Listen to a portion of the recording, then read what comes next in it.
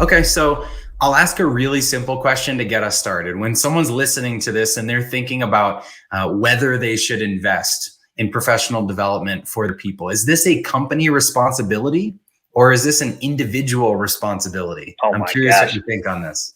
Chris, that might be one of the best questions that's out there. And it's shocking because it really does get to that deep feeling of like, what is the social contract with individuals and their company? Um, I have some thoughts on this. What's your take? It's your question, but I'm going to throw it back to you. What's your take?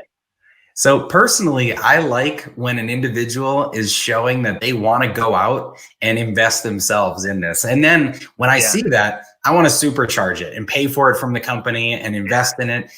But I don't like when people just sit around waiting for the company to provide them these opportunities. I want to see that they're hungry and they're trying to learn, and we can supercharge them. I love that, right? Like so many small companies are doing exactly what you're saying, which is give some kind of amount of money that education reimbursement and saying, you know what, if you want this, go get it. We are going to support it. We're going to amplify it. We are going to supercharge it. We'll send other people to go with you, but like go find it. And I think that that works really well at small companies.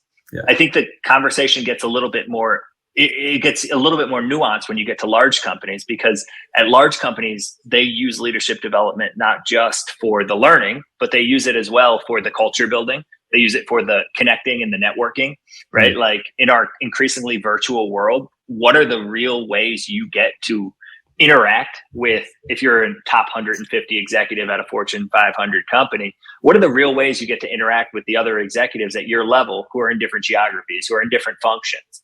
And so I increasingly, and we at Ability increasingly see companies use it as a way of actually building a network and building a culture.